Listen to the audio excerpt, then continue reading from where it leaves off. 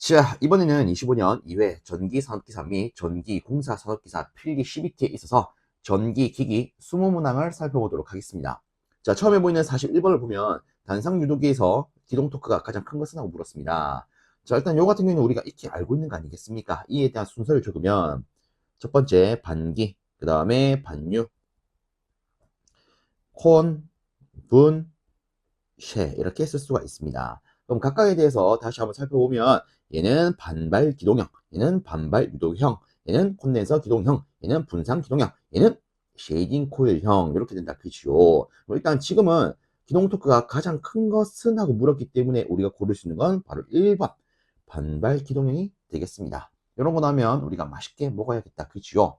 실제 이 문제는 우리가 이렇게 다루는 것이기도 하고 시험에도 은근히 잘 나오는 것이기 때문에 자, 이어서 아래쪽에 42번 보도록 하겠습니다. 단상 정류자 전동기에 보상권선을 쓰는 이유는 하고 물었습니다. 자, 요거 같은 경우에는 간단히 알면 도움이 될 수 있는 것들을 체크하고 넘어가도록 하겠습니다. 자, 일단 여기 있는 단상 정류자 전동기라고 하는 것은 좀 더 정확하게 표현하면 단상 직권 정류자 전동기라고 쓸 수가 있습니다. 특히 이놈 같은 경우에는 교류와 이 직류를 완벽히 겸용으로 쓸 수가 있기 때문에 이걸 가지고 우리는 만능 전동기라 불러요. 그리고 이에 대해서 좀 나왔던 부분이 실제 이런 것도 있죠. 얘는 어디다가 씁니까?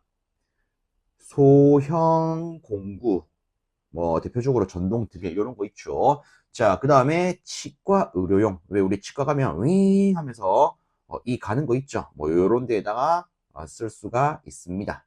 그래서 다음 중 소형 공구나 치과 의료용 혹은 영사기 뭐 이런 데 쓰는 전동기로 옳은 것은 하고 묻는다면 그때 대한 답은 단상 직권 종료 전동기. 그렇죠. 그래서 이런 유형의 문제도 나왔기 때문에 한번 언급을 드려봤습니다. 그리고 좀 더 세부적인 내용으로 가면 자, 내부 구조적인 측면을 좀 보겠습니다. 자, 일단은 뭐 전체적인 이 단상 직권 정류자 전동기의 종류를 분류를 좀 하면 자, 실제로는 이렇게 나눌 수가 있습니다. 직권형, 그 다음에 보상 직권형, 그 다음에 유도 보상 직권형. 이런 게 있구나. 참고적으로 보시면 좋을 것 같아요. 그리고 실질적인 내부 구조는요, 이렇게 되어 있습니다. 일단 당연히 이 손실적인 측면을 감소시켜야 되기 때문에 내부의 철심은 다 성층 철심을 쓰고요.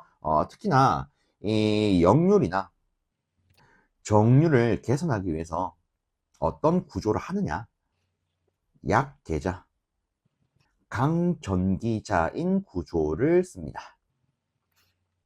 자, 그리고 추가적으로 또 이런 게 있습니다. 전기자 반작용이나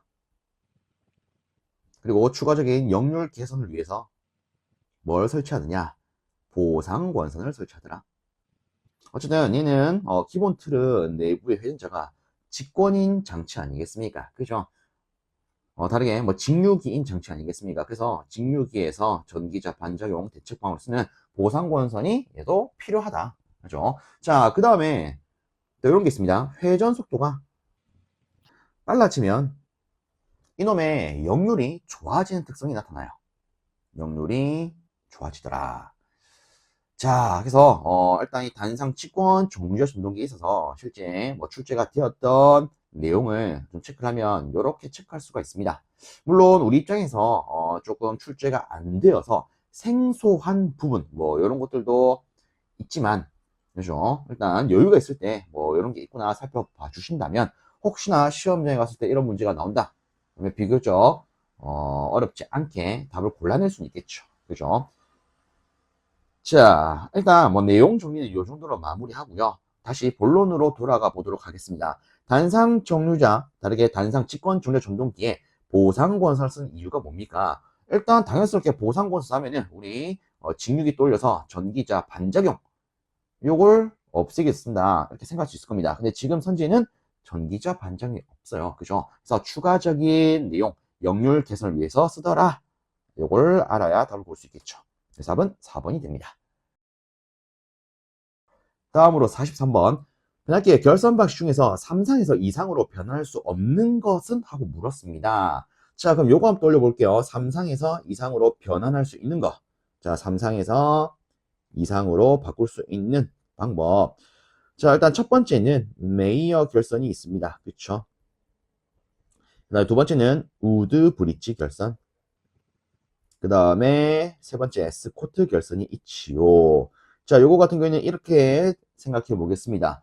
우리가 일반적으로 이 그리스 로마 신화 하면 여기에 대한 오야지를 제우스로 생각할 수가 있습니다. 그죠? 자, 요 놈은 이렇게 들고 갈게요. 제우스의 사촌 동생 메우스입니다. 알겠죠? 자, 그래서 여기 네 가지 선지를 보시면 일단 메이어, 우드브릿지, 스코트가 다 있는 걸 볼 수가 있습니다. 그러면 3상에서 이상으로 변할 수 없는 것은 포크 결선이 되겠다. 그죠? 실제 이 포크 결선은 3상에서 6상으로 바꿀 수 있는 결선 방식이 되겠습니다. 자, 이어서 아래쪽에 44번 보도록 하겠습니다. 자, 이 44번을 보시면 터빈 발전기의 출력이 이렇게 되어 있고요. 2극 3600rpm 11kV일 때 역률 80%에서 전부와 효율이 96%라 하면 이때 손실은 어찌 됩니까? 라고 물었습니다. 자, 그럼 얘는 여기다가 이렇게 한번 풀어보도록 하겠습니다. 일단 전부와 효율 기준이 나왔기 때문에 우리는 이 규약 효율 중에서도 제시된 전부와 효율 관계식을 떠올릴 수가 있는데, 자, 한번 적어보면 이놈은 이렇게 쓸 수가 있죠. 이탄은 출력 나누기 출력 플러스 손실. 그치요? 자, 그 다음에 뒤에는 곱하기 100%. 자, 지금 여기 주어진 걸 보시면 일단 출력이 뭐라고 돼 있냐면 볼트 암페어로 주었어요. 근데 손실은 와트 아닙니까? 그죠? 자, 여기서 중요한 게 하나 있습니다. 우리가 일반적으로 알고 있는 손실은요, 무조건 그 단위가 와트예요. 근데 우리가 이 효율을 계산하려면 이 분모를 계산해야 되는데, 이 분모에 대해서 단위가 같다면 얘를 합산해서 계산할 수 있지만 단위가 다르면 합산할 수가 없습니다. 그죠? 그러면 예를 들어 여기 있는 것처럼 볼트 암페어로 주어져 있다. 그럼 이 볼트 암페어를 와트로 바꾸어 줄 필요가 있지요. 그럼 이때 필요한 게 뭐가 있겠습니까? 볼트 암페어를 와트로 바꿔야 된다.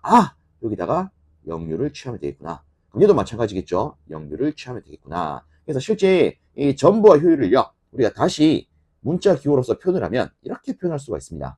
출력을 여기 볼트 암페어 P상 전력으로 줬기 때문에 PA를 한다면 뒤에다가 코사인 세타요. 그 다음에 다시 아래쪽도 PA 코사인 세타. 그 다음에 뒤에는 그냥 간단하게 뭐 전체 손실을 우리가 지금 구해야 되기 때문에 이렇게 쓸 수 있겠죠. 물론 이 손실도 우리가 한 단계 더 나아가면 철손 플러스 동손 이렇게도 쓸 수가 있습니다. 자, 그러면 여기다가 일단 주어진 거 한번 넣어 볼게요. 여기다가 96 넣고요. 그 다음에 출력 1350. 그 다음에 역률 80%가 0.8. 그럼 여기도 1350, 0.8 넣어주면 되겠죠. 그럼 요 같은 경우에는 여러분들 계산기에 뭐 솔브 기능을 쓰시면 바로 풀어낼 수가 있을 겁니다. 혹은 나는 이 기능을 잘 몰라요 하신다면 뭐 몇 번 이항을 하면 풀 수 있겠죠. 그죠? 저는 뭐 이항하는 기준으로 조금 진행을 해보도록 하겠습니다. 자, 일단 요 놈과 요 놈을 처리하면 이쪽은 0.96으로 바뀔 거예요. 그럼 이때 분모를 넘기면 이렇게 쓸 수 있겠죠. 0.96 곱하기. 자, 그리고 여기서 이놈을 우리가 먼저 계산을 해서 바로 넘겨보도록 하겠습니다. 그래서 여러분들이 갖고 있는 계산기에서 이 1350 곱하기 0.8을 계산해 보시면 얘가 1080이 나오는 걸 확인할 수 있습니다. 그럼 그대로 넘기면 1080 플러스 손실 이렇게 되겠죠. 그리고 우변은 자, 이거 곱하면 똑같이 1080이 될 거기 때문에 그냥 이렇게 쓰면 되겠네요. 자, 그럼 이때 이 손실은요, 우리가 이렇게 정리할 수 있을 겁니다. 일단 얘부터 넘기면 1080에다가 0.96 나누어지더라. 그 다음 얘를 넘기면 마이너스 1080이 되더라. 요거 아니겠습니까? 그죠? 자, 그래서 요거를 여러분들이 갖고 있는 계산기에다가 넣어 보시면 계산기에서는요 45 정확하게 킬로와트 이렇게 되겠죠. 이런 값을 뱉어낼 겁니다. 그래서 우리가 고를 수 있는 건 2번이 되겠더라. 다음으로 45번입니다. 출력이 P킬로와트인 직류 발전기를 구동하기 위해서 여기에 직결된 삼상 유도 전동기의 입력은 어찌 됩니까? 라고 물었어요. 다음 발전기 효율은 이렇게, 전동기 효율은 이렇게, 전동기 용률은 요렇게롱 주어졌더라. 자, 일단 요 놈에 대해서 우리가 한번 생각을 해보면 여기 지문에 주어진 말은 이런 걸로 해석을 할 수가 있습니다. 자, 일단 여기 직류 발전기가 있어요. 이게 뭐다? 직류 발전기다. 자, 이놈의 출력이 얼마다? P킬로와트다. 이렇게 돼 있어요. 그쵸? 자, 근데 얘를 구동하기 위해서 직결된 삼상 유도 전동기가 있대요. 자, 우리가 아는 발전기는요, 지 스스로 회전할 수 있습니까? 없습니까? 회전할 수가 없어요. 그죠? 그래서 이놈을 회전시키기 위해서 어떻게 했다? 유도 전동기를 직결을 해놨다. 이런 식으로. 그죠? 우리가 뭐다? 유도 전동기. 그럼 이때 얘를 돌려서 이런 출력을 만들어내기 위한 유도 전동기의 입력은 우치돼요. 이거 물은 거 아니겠습니까? 그쵸? 얘는 뭐 Pin이라고 쓰도록 할게요. 자, 그러면 여기서 일단 제시된 걸 다시 한번 체크를 해봤을 때 이런 게 있습니다. 발전기의 효율은 이타 G로 주어졌고요. 전동기의 효율은 이타 M, 그리고 역률도 주어졌어요. 자, 일단 크게 제시된 전력은 일단 P 요 놈이 있습니다. 얘가 다르게 말하면 최종 출력이 되죠. 그럼 우리는 이렇게 해석을 할 수 있을 거예요. 이 출력에다가 효율을 접목을 하게 되면 이놈에 대한 입력을 계산할 수가 있을 겁니다. 그렇죠? 얘를 뭐 P 다시라고 일단 놔볼게요. 근데 자 보세요. 이 직류 발전기에 대한 입력은 결국 유도 전동기 입장에서는 출력이 될 겁니다. 맞습니까? 그럼 얘를 뭐 편의상 이렇게 놔봅시다. P 아웃 출력이라고요. 그쵸? 얘들이 어쨌든 같은 거 아니겠습니까? 그러면 얘를 우리가 계산해서 다시 이놈을 접목해서 이렇게 바꾸면 실질적으로 필요한 입력값을 뽑아낼 수가 있을 거예요. 자, 그러면 일단 요거는 이렇게 좀 바꿀게요. 자, 그래서 이 조건을 가지고 일단 요걸 볼 건데, 자, 저는 첫 번째 이렇게 들어가겠습니다. 자, Pout을 계산을 할 거예요. 근데 얘는 직류 발전기 입장에서는 뭐라고요? 입력이라고요. 그죠? 자, 그럼 여기서 이 효율과 출력을 조합해서 입력을 만들려면 어떻게 해야 될까? 자, 우리 효율의 기본 관계를 떠올려 볼까요? 얘는 입력분의 출력 아니겠습니까? 그러면 요거 이항을 시키면 이런 관계로 표현할 수 있을 거예요. 얘는 색깔 구분을 위해서 좀 빨간 걸로 합시다. 자, 얘는 발전기의 효율분의 출력이 되더라. 그쵸? 자, 이렇게 만들어졌습니다. 자, 그 다음에 중요한 것은 실제 우리가 단순히 효율만 고려했기 때문에 이 출력의 단위가 뭐야? 킬로와트죠. 그럼 이때 직류 발전기 입력도 당연히 킬로와트가 될 겁니다. 그쵸? 자, 그 다음으로 우리가 두 번째 뭘 체크할 거냐? 이 유도 전동기에 대한 이 관계를 체크를 할 거예요. 자, 근데 잡으세요. 지금 지문을 보면 유도 전동기 입력은 볼트 암페어라고 되어 있습니다. 맞습니까? 얘는 단위가 킬로 볼트 암페어예요. 근데 우리가 방금 체크했지만 이놈의 단위가 뭐였습니까? 킬로 와트였어요. 그러면 요거를 생각해 보겠습니다. 우리가 이 입력을 가지고 이 출력으로 만들려면 어떻게 해야 될까? 입력이, 자, 다시 체크합니다. 입력이 킬로 볼트 암페어하고 출력이 킬로 와트이기 때문에 이 단위를 맞춰주기 위해서는 여기다가 뭘 곱해야 된다? 역률을 곱해야 된다. 맞나요? 자, 그리고 한 가지 더. 여기 보면 전동기의 효율이 있다. 그죠?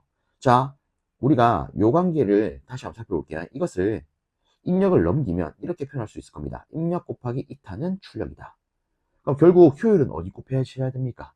입력 측에다가. 그럼 입력 쪽에다가, 얘가 입력 아닙니까? 입력 쪽에다가 이렇게 곱해줘야겠네요. 근데 우리가 구하고자 하는 것은 요거죠. 그러면 얘를 다시 이항을 시키도록 하겠습니다. 이항을 시키면 이렇게 쓸 수가 있을 거예요.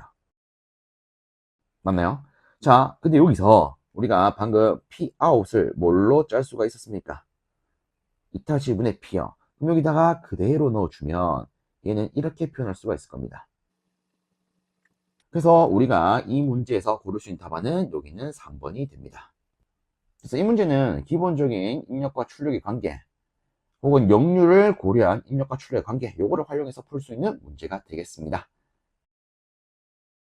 다음으로 46번입니다. 삼상 유도 전동기에서 제5구조파에 의한 기자력의 회전 방향과 속도는 기본파의 회전 차기와 어떤 관계입니까? 라고 물었습니다.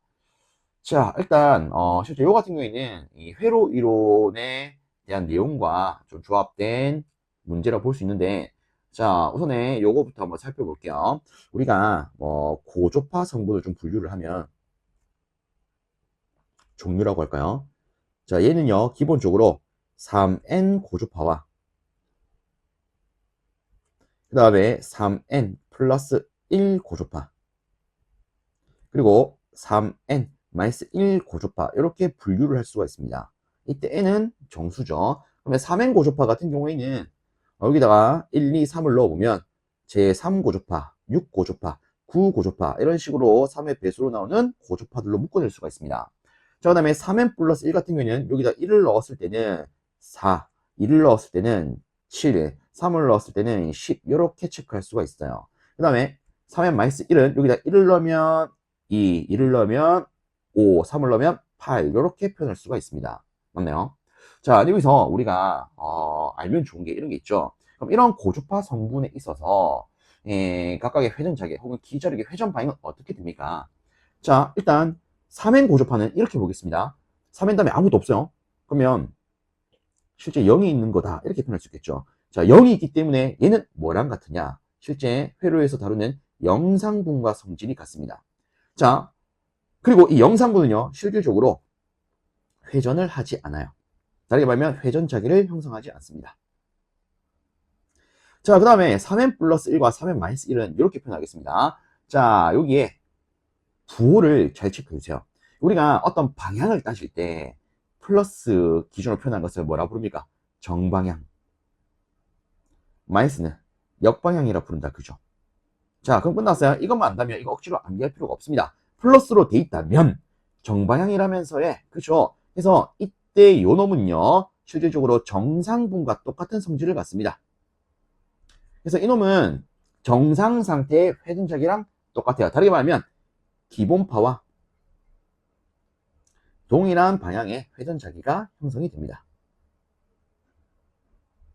그러면 3n-1 자, 마이너스는 뭐라고요? 역방향. 그래서 얘는 역상분과 같은 성질을 갖습니다. 그래서 얘는 기본파와 또 다 반대 방향으로 회전한다. 자, 그리고 요거를 이렇게도 한번 들고 와보십시오. 실제 3n 고조파는 369, 3의 배수 15에. 자, 그 다음에, 이 다음 순위로 그나마 좀 언급되는 게, 이 3n-1 고조파인데, 자, 이놈이 역상분이라면서요. 그죠? 근데 이에 대한 대표적인 종류가 2고조파, 5고조파, 8고조파가 있습니다. 요거를 뭐 억지로 암기하기보다는 이렇게 한번 생각해 봅시다. 요거는 오해는 하지 마시고요. 실제 요즘에 나오는 여러 가지 드라마를 보면 이런 게 있습니다. 여동생이 있는 오빠가 있어요. 근데 물론 우애가 좋은 이런 남매도 있지만 보통 이 드라마 나오는 거 보면 이런 게 있죠. 이 오빠가 이 여동생 말을 지독실이 안 들어요. 그죠? 그래서 이렇게 말하겠습니다.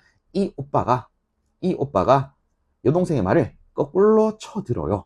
그래서 이 오빠 하면은 역상분이다. 이런 식으로 들고 가시면 시험 치러 갔을 때 이 내용이 나온다. 오고조판에 이 오빠 말 거꾸로 듣더라. 역상분. 역방향.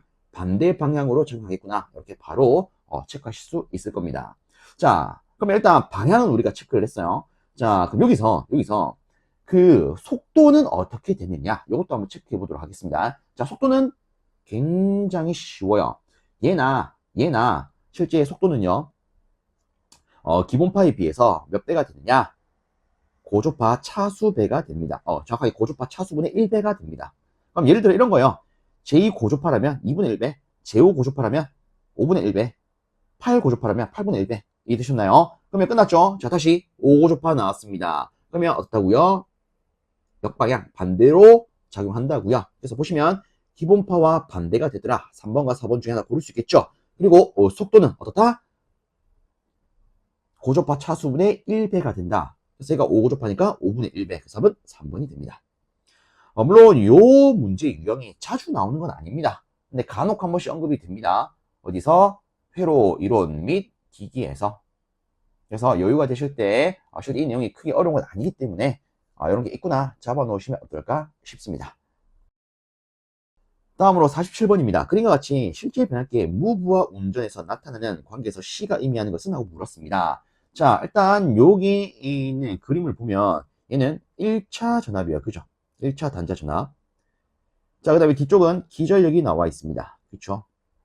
그리고 가운데는 자속이 나와 있어요. 그죠? 실제 우리가 만약에 이상적인 변압기라면 여기에 대한 것을 이렇게 표현할 수가 있습니다. 자, 예를 들어 아래쪽과 똑같이 여기를 1차 전압이라고 잡아볼게요. 그럼 우리 요거 하면서 여기다가 뭐 변압기도 한번 조금 그려보도록 하겠습니다. 이렇게 간단히 한번 그려볼게요. 여기 변압기 철심이에요. 자, 그 다음에 변압기 권선이 뭐 이렇게만 그려봅시다. 이렇게 빙글빙글. 여기도 빙글빙글. 그럼 여기서 예를 들어 이런 전압을 가해줍니다. 이렇게 전류가 들어가겠죠. 그럼 여기서는 당연히 기전력이 발생할 건데 실제 이 기전력은 우리가 변압기 같은 경우에는 전자유도 법칙을 쓰기 때문에 이 전류가 흘러 들어왔을 때 이놈을 방해하는 방향으로 형성이 됩니다. 이런 식으로 맞습니까? 자, 그럼 이때 요놈과 요놈은 위상이 어떻겠습니까? 서로 반대가 될 거예요. 그렇죠? 왜? 전류가 들어오는 거에 반대로 생기니까. 맞습니까? 자, 얘는 이렇게 지금 전위 상승이 일어나 있는 거 아니겠습니까? 근데 얘가 반대로 향하니까 우리 얘를 뭐 가로로 펼쳤다고 보면 V1이 이렇게 들어갈 때 정확하게 E1이죠. 1차 기전력은 이렇게 오는 거 아니겠습니까? 그래서 위상이 얼마다? 180도. 그래서 이 반대쪽을 우리가 E1 이렇게 쓸 수가 있어요. 물론 이제 이 놈의 작용으로 인해서 자속의 변화가 철심을 타고 2차 측으로 가면 여기도 E2라는 기전력이 발생하겠죠. 그래서 지금 그림에서는 이런 이유로 얘들이 같이 있다라고 볼 수 있겠습니다. 자, 그 다음에 중요한 것은 이런 게 있습니다. 실제 여기서 어떤 게 있냐면 요거는 하는 게 맞나 솔직히 지금 제가 말하면서 고민이 되는데 간단히 한번 볼게요. 여러분들 요거에 대해서 크게 의미는 갖지 마시고요. 예를 들어 요 부분에 전류가 지금 작용하는데 이 전류가 흐르게 되면 당연히 자속도 작용하게 될 겁니다. 맞습니까? 그럼 이때 작용하는 자속의 순식값을 이렇게 한번 잡아볼게요. 그럼 요거를 우리가 이 전자유도 법칙 여기다가 한번 접목을 하게 되면 실제는 이렇게 쓸 수가 있겠죠. 맞습니까? 그럼 얘를 우리가 풀어내면 그리고 이렇게 쓸 수가 있고요. 자, 다시 한번 더 여기 있는 코사인 오메가 t 같은 경우에 있는 우리가 사인 오메가 t 플러스 90으로 쓸 수가 있는데 문제 앞에 마이너스가 있기 때문에 실제 이 기전력의 순식값은 이렇게 표현할 수가 있습니다. 자, 그럼 요걸 토대로 우리가 알 수 있는 것은 지금 제가 쓴 걸 보면 이 자속의 순식값을 봤을 때 자속의 위상은 0도가 됩니다. 근데 이 0도의 위상을 갖는 자속을 요 코일에 인가하니까 그때 나타나는 기전력은 위상이 90도 높더라. 그럼 다르게 말하면 자속은 기전력에 비해서 위상이 90도 앞선다라고 볼 수 있겠죠. 그렇죠? 그래서 이 기전력 기준에서 90도 앞에다가 우리가 이렇게 해서 자속을 표현할 수가 있습니다. 근데 얘가 이상적인 변압기라면 이때 자속을 만들 때 이 작용하는 전류를요 우리가 이렇게 표현을 할 수가 있습니다. 이 전류를 뭐라고 하느냐? 여자 전류라고 불러요. 여자 전류. 자, 근데 지금은 실제 변압기가 주어졌습니다. 자, 실제 변압기는요 이렇게 표현되는 게 아니라 여기 있는 것처럼 일부 성분이 또 이렇게 작용하게 됩니다. 그래서 실제 변압기에서는 이 성분 때문에 우리가 이 두 개를 완벽히 분리해서 구분을 해줄 필요가 있습니다. 그래서 얘를 어떻게 구분하느냐? 자, 이쪽 바에 대한 것을 I라 쓰고요. 이 친구를 철손 전류라 불러요. 그 다음에 위쪽으로 적용하는 것을 뭐라 합니까? 자속만을 만드는 전류, 자화 전류라 부릅니다.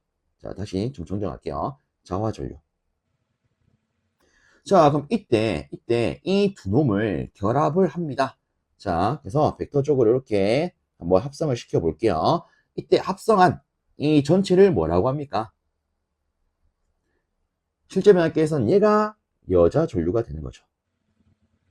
그래서 여기에 있어서 C가 뭐가 된다? 바로 자화 전류가 됩니다. 그러면 A는 철손 전류, 얘가 A죠. 여자 전류는 B가 될 거예요. 그렇죠? 자, 그래서, 우리 그 전기기기를 다룰 때 왜 이런 것도 배운다, 그죠? 아, 여자 전류는 철손 전류 더하기 제2의 자화 전류 같아요. 그죠? 개념적으로 이렇게 표현할 수 있겠죠. 자, 그래서 이놈의 크기를 계산할 때는 루트 철손 전류 제곱 더하기 자화 전류 제곱으로 하더라. 그렇죠? 뭐 이런 것도 우리가 배우지 않습니까? 자, 일단 요 문제는 요 정도로 마무리하고 다음 것으로 넘어가 보도록 하겠습니다. 다음으로 48번입니다. 전압이나 전류의 제어가 불가능한 소재는 하고 물었습니다. 자, 요 말은 무엇을 의미합니까? 내가 원할 때 켤 수 있거나 끌 수 있는 걸 의미를 한다. 그죠? 근데 요게 불가능한 것은 하고 물었습니다. 실질적으로 우리가 전류의 제어를 하려면 어떤 단자가 필요하냐? 게이트 단자가 필요합니다. 그죠? 게이트가 필요해요. 그러면 역으로 봤을 때 게이트가 없는 거 찾으면 되겠죠? 답은 다이오드죠. 실제 이 다이오드 같은 경우에는 단순히 이렇게 생겼습니다. 여기 에노드, 캐소드예요. 그래서 이 다이오드는요, 우리가 여기다가 전원만 걸어주면 그냥 알아서 동작을 합니다. 나는 전원을 걸더라도 내가 원할 때 켜고 싶은데 이 다이오드는 이런 걸 조정할 수가 없어요. 그렇죠? 다만 이 위에 있는 SCR 같은 경우에는 여기서부터는 이제 게이트가 생기죠. 그래서 전원을 걸더라도 이 SCR은 도통이 되지 않습니다. 내가 게이트에 신호를 쑤셔줘야 얘가 도통이 돼요. 그죠? 그래서 기본적으로 이런 게이트와 같은 이런 단자를 가져야만이 전류를 제어할 수 있더라. 우리는 쉽게 이렇게 말할 수 있겠죠. 그래서 얘는 게이트가 없기 때문에 내 원하는 대로 제어할 수가 없다. 자, 다음으로 아래쪽에 49번입니다. 타회자 직류 전동기의 속도 제어에 사용되는 워드 레오나드 방식은 어느 제어법을 이용한 것입니까? 답은 전압 제어죠. 그죠? 자, 여기에 대해서 간단히만 체크를 하면 직류 전동기의 속도 제어법. 실제 속도 제어를 하는 방법에는 크게 세 가지가 있습니다. 첫 번째, 현대 잘 안 쓰는 저항 제어가 있죠. 얘는 손실이 많이 생기기 때문에 잘 안 쓰죠. 진짜 극소형기가 아닌 이상은. 자, 그 다음에 두 번째는 자속을 제어하는 계좌 제어가 있습니다. 이 계좌 제어 같은 경우는 우리가 다르게 정출력 제어라고도 부르죠. 그렇죠? 자, 그 다음에 세 번째, 전압 제어가 있습니다. 이 전압 제어는 다르게 우리가 정토크 제어라고도 부릅니다. 자, 여기서 그 세분화된 종류까지만 다루어보면 이 전압 제어는요, 다시 첫 번째 워드 레오나드 방식이 있고요. 그 다음에 두 번째 일그너 방식이 있고요. 그 다음에 집병렬 제어 방식이 있습니다. 그 다음에 초퍼 제어 방식도 있죠. 그렇죠. 자, 그래서 워드 레오나드는 실제 전압 제어를 하면서 전동기의 속도를 제어하는 방법이 됩니다. 답은 2번. 다음으로 50번입니다. 삼상유도 전동기의 동기 속도는 주파수 어떤 관계가 있습니까? 자, 일단 동기 속도에 대해서 물었기 때문에 우리는 이것만 떠올리면 되겠다. 그죠? 그럼 끝났네요. 아이구야. 동기 속도는 주파수와 딱 봐도 무슨 관계로 보여? 비례. 그래서 답은 1번. 그쵸. 그죠? 끝. 자, 그 다음에 51번 봅니다. 직류 발전기의 전기자에 대한 설명 중 잘못된 것은 하고 물었는데, 어? 어? 뭐죠? 뭔가 굉장히 생소한 내용의 문제가 나왔어요. 그죠? 실제 이 문제가 옛날 옛적에 나온 적이 있는 문제긴 한데, 솔직히 우리가 이에 대한 내용, 이렇게까지는 다룹니까? 안 다룹니까? 안 다룹니다. 그래서 요 문제 같은 경우에는 여러분들이 보시면서, 오이 뭔데? 와, 어떻게 되지? 스트레스 받지 마시고요. 이런 게 있구나. 이런 게 나왔었긴 했구나. 참고적으로 보셨으면 좋겠습니다. 솔직히 이거 모른다 한들 우리 합격에는 지장이 없는 문제라고 저는 개인적으로 생각을 해요. 자, 일단 여기에 대해서 간단히만 안내를 드려보자면 이렇습니다. 일단 제가 확실하게 참고용이다. 이렇게 한번 적어볼게요. 이런 게 있구나. 괜히 뭐 필기하지 마시고요. 자, 여기서 참고용으로 제가 첫 번째로 안내를 드릴 것은 직류기의 전기자 슬롯 형태가 됩니다. 자, 일단 얘는 소형 직류기냐 혹은 중형 내지 대형 직류기냐로 분류를 할 수가 있는데 이 소형 직류기 같은 경우에는 어떤 형태의 슬롯을 쓰느냐? 가지형 형태의 슬롯을 씁니다. 자, 그 다음에 중형과 대형 같은 경우에 있는 개방형의 슬롯을 써요. 자, 근데 이런 게 있습니다. 우리가 이 개방형을 쓰긴 쓰는데, 만약에 이놈이 고속이다. 고속으로 회전을 해야 되는 직류이다.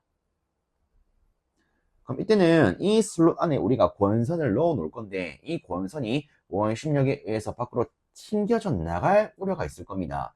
그래서 어떻게 하냐면, 끝에를 살짝 폐쇄시켜 놓는 이 반폐 슬롯으로 사용합니다. 고속일 때는 반폐 슬롯. 자, 그 다음에 우리가 이 슬롯에 권선을 또 넣지 않겠습니까? 그래서 이 권선의 형태를 간단히 또 언급을 드려보도록 하겠습니다. 자, 일단 권선의 형태는요, 이 직류기에서 다루는, 혹은 정확하게 이 전기저에서 다루는 전류가 작으냐 크냐에 따라서 나눌 수가 있는데, 이 소전류인 경우, 이때는 연동환선을 씁니다. 뭐 쉽게 말하면 우리가 일반적으로 알고 있는 이 단면이 원형인 이런 구리선이에요. 이런 것을 뭐란다? 연동환선. 연동선인데, 이 단면적이 동그랗다. 연동환선. 자, 그 다음에 이 대전류를 쓰는 경우에 이때는 어떤 권선의 형태를 씁니까? 자, 이때는요, 평각동선이라는 걸 씁니다. 이놈의 형태는 쉽게 말하면 이 단면이 원형이 아니라 이런 식으로 눌려진 형태라고 보시면 돼요. 아시겠죠? 그래서 이 문제는 요거에 대한, 즉 전기자 슬롯의 형태, 그리고 실제 우리가 이 안에 감는 권선의 형태를 자세히 알아야 풀 수 있는 문제가 됩니다. 이런 자세한 개념 같은 경우는 우리가 실제 다루지 않죠. 그래서 어떻다? 참고용이다. 그럼 요걸 토대로 일단 답은 한번 골라보겠습니다. 자, 일단 첫 번째 전기적 원선은 소전류인 경우에 연동환선을 쓴다. 그쵸? 자, 그 다음에 두 번째 중형 및 대형기에서는 가지형 슬롯을 쓴다. 아니죠. 실제는 개방형 슬롯을 씁니다. 그래서 답은 2번. 자, 그 다음에 세 번째, 소형기에는 반폐 슬롯을 사용한다. 실제 제가 뭐 중형, 대형에다가 뭐 이렇게 고속인 경우에 반폐를 쓴다고 했는데, 소형도 마찬가지로 이 고속으로 사용하는 거라면 반폐형 슬롯을 쓸 수가 있습니다. 아시겠죠? 얘도 뭐 고속 이렇게 하나 더 추가를 해놓겠습니다. 자, 그 다음에 네 번째, 전기자 권선은 대전류인 경우에 평각 동선을 쓴다. 그죠?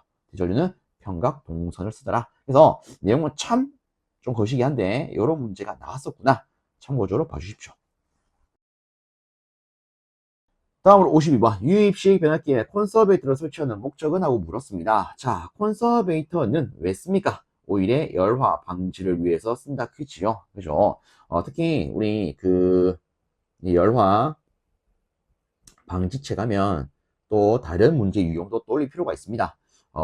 이 앞에 나왔던 문제 중에 이런 게 있죠. 다음 중 열화 방식으로 옳지 않은 것은, 혹은 옳은 것은, 그죠? 그때는 이 콘서베이터 말고 다른 부가적인 것도 알면 좋은데, 일반적으로 우리 시험에 언급되는 것은 뭐 추가적으로 두 개가 더 있습니다. 일단 첫 번째, 주대책인 콘서베이터 설치하는 게 있어요. 그죠? 그 다음에 보조 대책으로 쓰는 게 있습니다. 자, 어떤 게 있느냐? 일단 이 콘서베이터 같은 경우에 실제 개방형도 있고 밀폐형도 있습니다. 근데 만약에 밀폐형을 쓴다면 이 오일이 공기와 만나서 반응하는 것을 막기 위해 이 안에 반응성이 없는 물질로 충전을 해줄 필요가 있습니다. 그 물질을 뭐라고 하느냐? 질소라고 불러요. 그래서 질소를 봉입하더라. 그래서 우리 마트 가면 이거 한번 사죠. 질소를 사니까 과자가 더불어 오더라. 그죠? 자, 그 다음에 수분이 많은 해안가와 같은 지방에서는 이 수분을 또 흡수하기 위해서 부가적인 장치를 씁니다. 즉, 물 먹는 하마를 써요. 얘를 뭐라 합니까? 브리더라 불러요. 뭐 다르게는 흡습 호흡기라고도 부릅니다. 그래서 요 같은 경우에는 우리 여유가 되고 하면 뭐 외국에 한 번씩 놀러 갈 수 있겠다. 그죠? 그래서 브라질 콘도, 브라질에 가서 콘도를 잡았다. 브라질 콘도 이렇게 생각해 주시면 어떨까 싶습니다. 실제 우리가 여행할 때 가장 중요한 게 뭐예요? 숙소 아닙니까? 그죠? 그래서 브라질 콘도인데, 그래서 가장 중요한 것보다 콘서베이터. 그래서 저희가 주대책이다. 자, 다음으로 53번 보겠습니다. 동기발전기를 병렬 운전하기 위한 조건에 해당되지 않는 것은? 하고 물었습니다. 일단 답을 체크하면 답은 바로 4번이죠. 이런 문제는 자주 출제가 되기 때문에 우리가 나오면 바로 먹을 수 있어야 됩니다. 그쵸? 자, 여기서 뭐 부가적으로 하나만 더 체크하고 다음 문제로 넘어가 보도록 하겠습니다. 일단 여기 있는 것처럼 동기발전기, 동기기에 병렬 운전 조건을 한번 적어보면, 자, 우리가 기본적으로 알아야 되는 것은 요 놈이 있죠. 기전력에 어떤 것들이 같아야 된다. 그쵸? 자, 그래서 한번 적어보면, 자, 발전소 주위에는 파크가 많아요. 그래서 주, 위, 파, 크 이렇게 쓰겠습니다. 그럼 이때 주는 뭡니까? 주파수요. 위는 위상, 얘는 파형, 얘는 크기다. 그죠? 그래서 실제 병렬 운전 조건은 얘들이 어때야 된다? 일치해야 된다. 그리고 한 가지 더 있죠. 얘는 기본적으로 삼상이기 때문에 그에 대한 상회전 방향과 각 변이가 같아야 된다. 그렇죠. 자, 그리고 실제 이 동기기는요, 요것뿐만 아니라 하나 더 물어봅니다. 어떤 것도 묻습니까? 이놈이 불일치할 때 어떻게 됩니까? 자, 그래서 간단하게만 살펴보도록 하겠습니다. 주파수가 불일치하면 난조가 심해져요. 그쵸?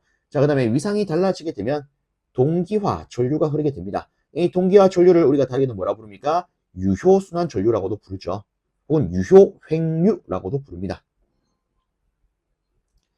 자, 그 다음에 뭐 파형이 불일치하게 되면 고조파 무효순환 전류가 흐르게 돼요.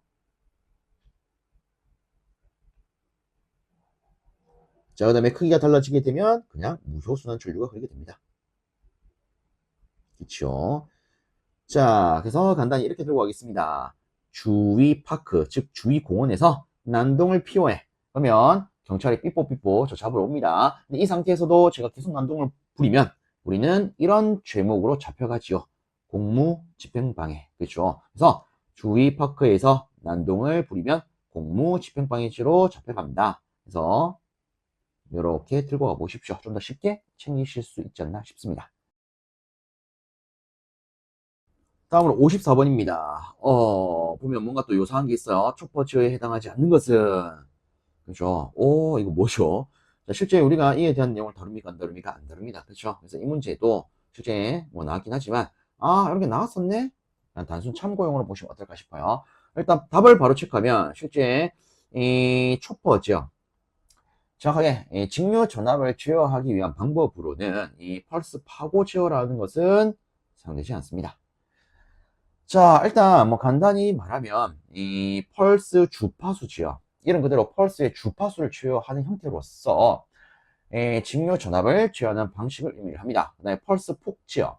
이 펄스 폭 지어라고 하는 것은 뭐냐면 이 펄스가 나타나는 시간, 나타나는 폭, 즉 우리가 온 시간이라고도 하는데 이 온 시간을 지어함으로써 직류 전압을 제어하는 방식을 의미를 합니다. 자, 그다음에 시비율 지어. 시비율을 우리가 다르게 뭐 듀티비라고 하는데 이놈을 다시 말하면 전체 주기분의 온 시간에 대한 비를 듀티비 내지 시비율이라고 부릅니다. 그럼 이놈은 뭐냐? 이런 비 자체를 제어하는 것을 의미를 해요. 그래서 이런 비 자체를 제어해서 초퍼 제어를 하더라. 그래서 뭐 일단 제가 이렇게 뭐 간단히나마 언급을 했지만 솔직히 우리가 다루는 내용이라 보기는 어렵습니다. 그래서 다시 참고적으로 보시는 게 어떤가? 자, 이어서 아래쪽에 55번 문제를 보면 동기발전기의 전기적 반정에 대한 설명이 옳지 않은 것은? 하고 물었습니다. 그리고 그 현상에 대한 내용이 나와 있는데 요거는 제가 이렇게 한번 짚고 넘어가도록 할게요. 물론 많은 분들이 이 동기발전기 전기적 반작용에 대한 내용을 각자의 방법으로 다 암기를 하고 계실 거예요. 저는 보통 이렇게 말합니다. 발, 뒤, 감이라고요. 혹시 여러분들 감자 좋아하시나요? 그렇죠. 얘가 물론 이제 감자 적용이 되는데, 자, 이 감자를 우리 숯불에 구웠다라고 가정을 해보겠습니다. 근데 저는 이 감자를 빨리 먹고 싶어요. 근데 너무 뜨겁잖아요. 손으로 못 가겠죠. 그래서 저는 이렇게 말하겠습니다. 발 뒤꿈치로 감자를 까자고요. 근데 인체에 발은 몇 개 있습니까? 두 개가 있죠. 그래서 항상 조건이 바뀔 때에는 몇 개씩 바뀐다? 발이 두 개 있는 것처럼 두 개씩 바뀝니다. 자, 이게 무슨 말인지 한번 언급 들어볼게요. 일단 여기 있는 발은 발전기가 되죠. 뒤는 뒤진 전류가 됩니다. 정확하게 말하면 기전력보다 90도 뒤진 전류라는 의미가 될 거예요. 맞습니까? 그럼 예를 들어 발전기 그대로 있고요. 뒤진 전류 대신에 기전력보다 90도 앞선 전류가 나와요. 그러면 실제 이때 전기자 반전은 어떻게 나타났냐? 증자작용으로 나타나게 됩니다. 지금 보시면 이놈 조금 바뀌었습니까? 안 바뀌었죠. 얘는 바뀌었죠. 얘도 바뀌었죠. 지금 몇 개 바뀌었어요? 2개. 그럼 이것도 한번 따져볼게요. 예를 들어 시험 문제에 전동기에 대한 반작용 문제가 나왔어요. 그리고 기전력보다 90도 뒤진 전류가 흘렀대요. 그럼 이때는 어떤 반작용이 일어나겠습니까? 자, 조건 바뀌었죠? 조건 안 바뀌었죠? 그럼 이거 반대로 바뀌겠네요? 그래서 이때 반작용은 증자. 다시 전동기에 이제 반대로 앞선 전류가 흘러요. 그러면 어떻게 되겠습니까? 얘는 그렇죠. 감자작용으로 나오겠죠. 자, 그래서 보시면 자, 요놈 자, 다시 요놈 바뀌었다. 그죠? 요놈 바뀌었다. 그죠?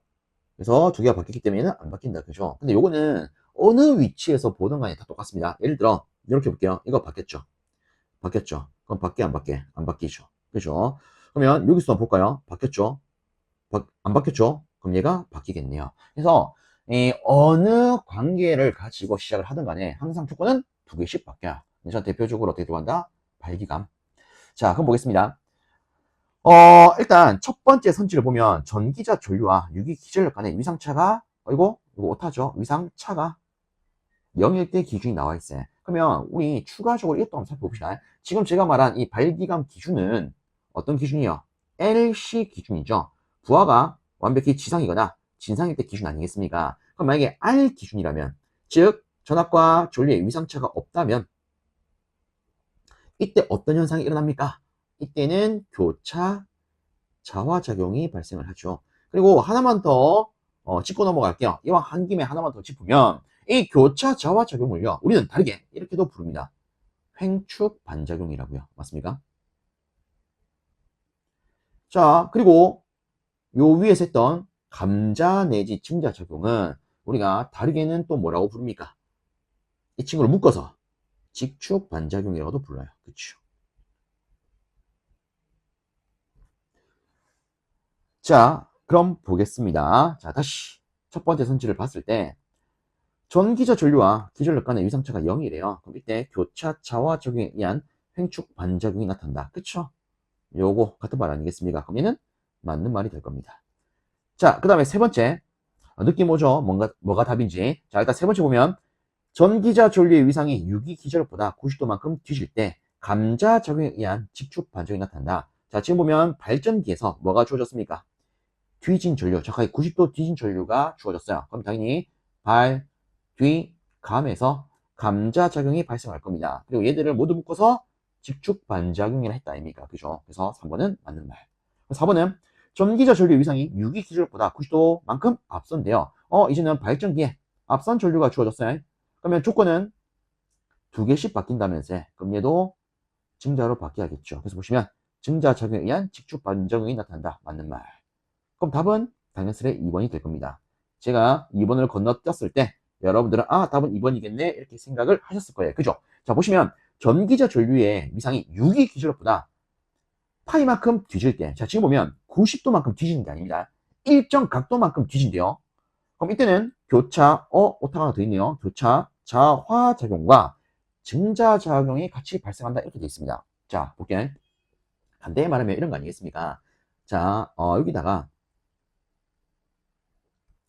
이렇게 한번 꺼봅시다.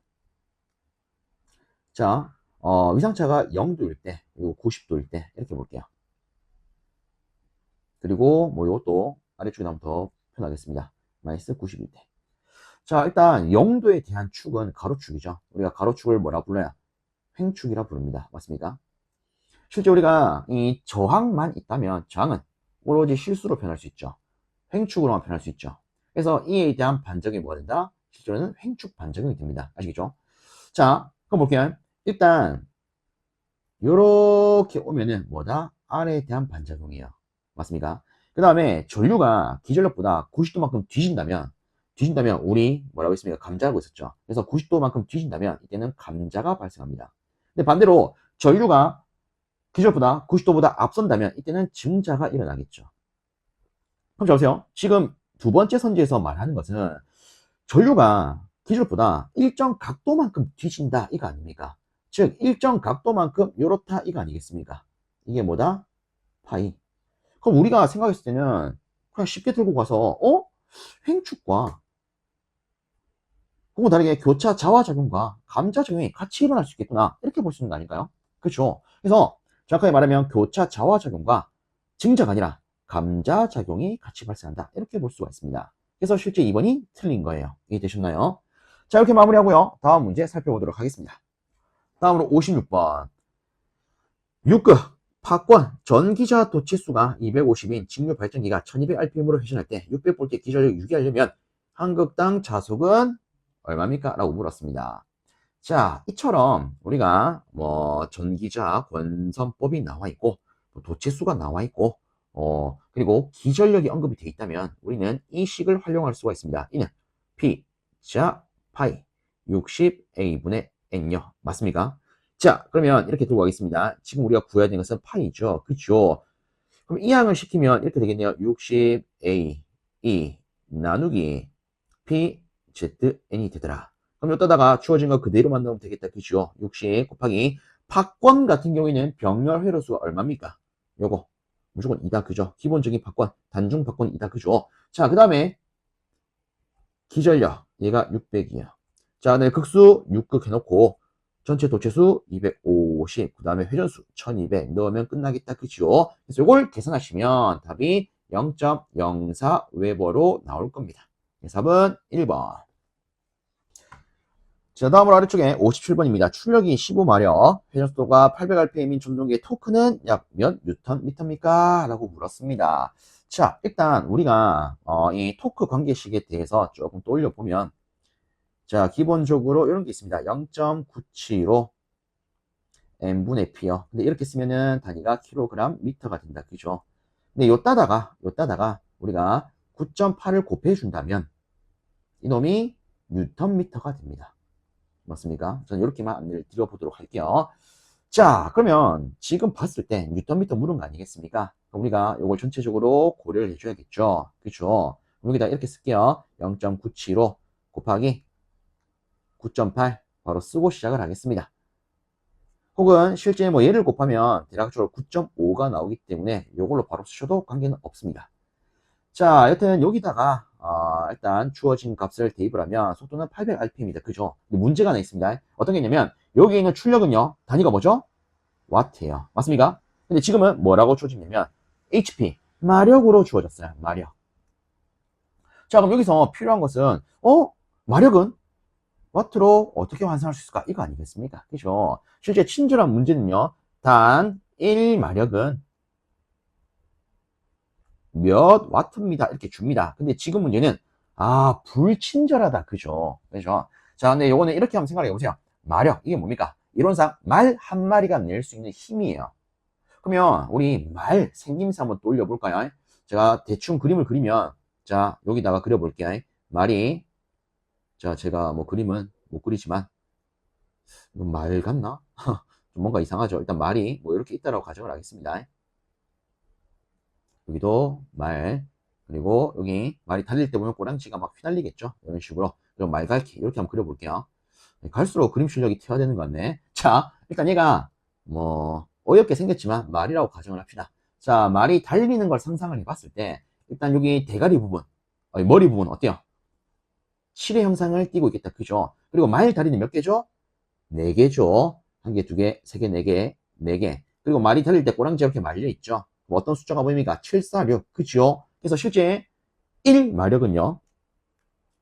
7, 4, 6와트로 표현할 수가 있습니다. 그래서 혹시나 여러분들 뭐 경마장에 바람실로 간다.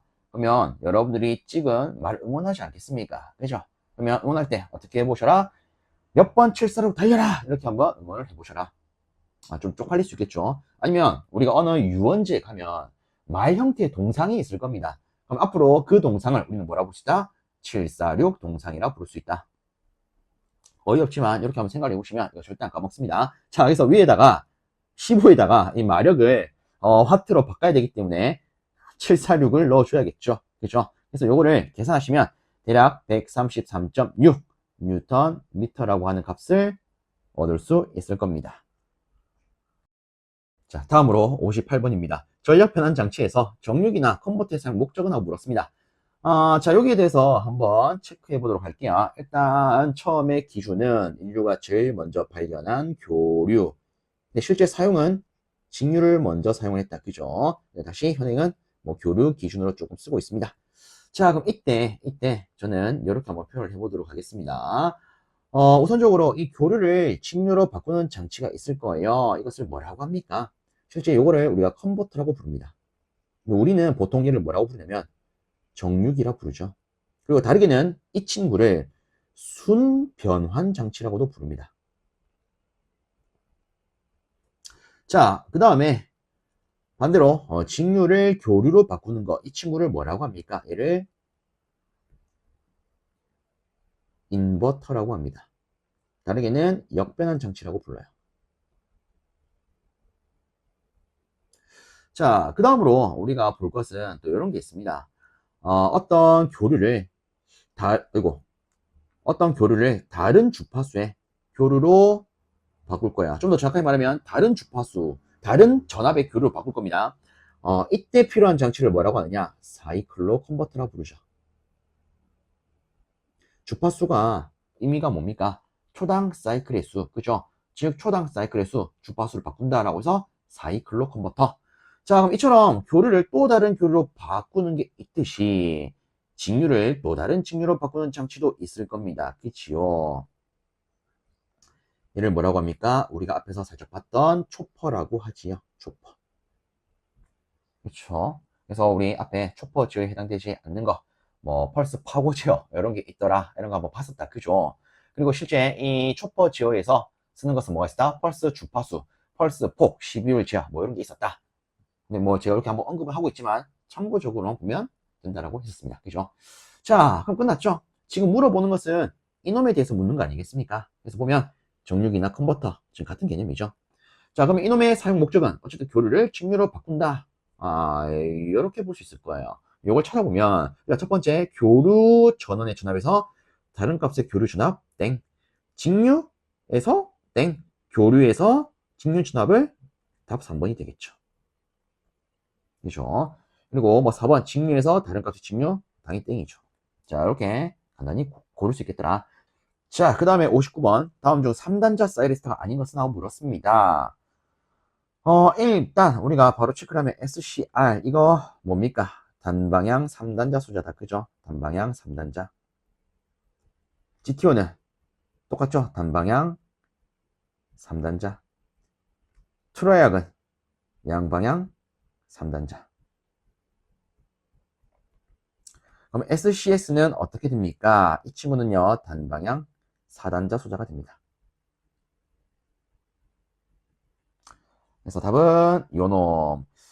일단 여기에 대해서 뭐 간단히 또 언급을 드리자면 이런 게 있죠. SCR. 그러니까 그림기호도 한번 시험에 나오니까 체크를 하면 요놈이 SCR이다. 그죠? 그래서 여기가 에노드, 개소드, 게이트가 되지요. 자, 그 다음에 이 SCR에다가 게이트에 자기 소호 기능을 붙여요. 그럼 얘가 누굽니까? GTO, 게이트 턴오프 사이리스터. 그쵸? 그래서 이놈의 그림 기호를 한번 그려보면 얘는 일반적으로 뭐 이런 식으로 표현할 수가 있습니다. 그죠? 그래서 다시 여기가 노트, 개소드, 게이트. 자, 그 다음에 트라이악이라고 하는 것은 이렇게 쓸 수가 있습니다. 실제 여기서 뭐 간단히 하나 더 언급을 드리자면 이때 AC 이놈이 무엇을 의미하느냐? 실제 교류 전용을 의미를 합니다. 그리고 우리가 하는 교류는 플러스 마이너스 같이 갖고 있다. 그죠?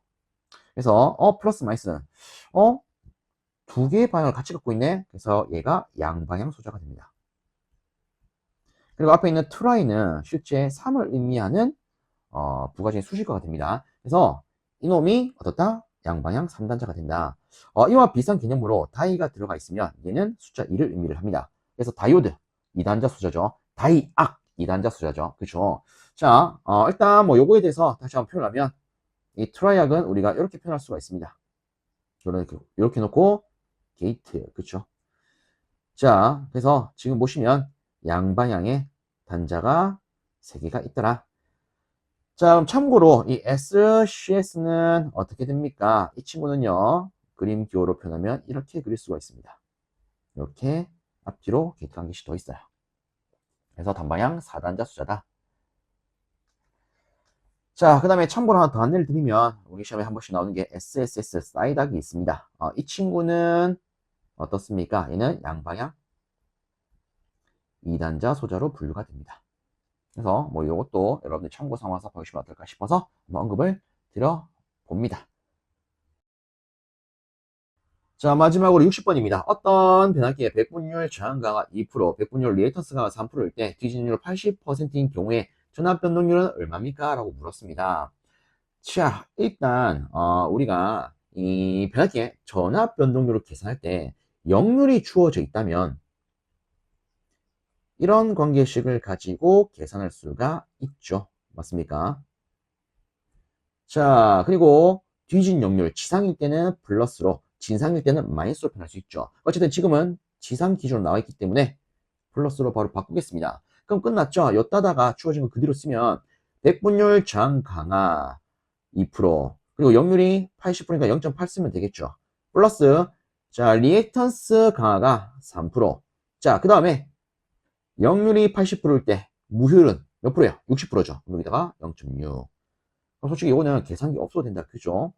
1.6 더하기 1.8 아니겠습니까? 그럼 답은 3.4% 나오겠죠. 자, 이렇게 하면은 이 전기기기에 대한 수문항의 풀이가 끝이 납니다. 모쪼록 이 영상이 앞으로 시험을 준비하시는 많은 분들께 조금이라도 도움이 되었으면 좋겠습니다. 수고하셨습니다.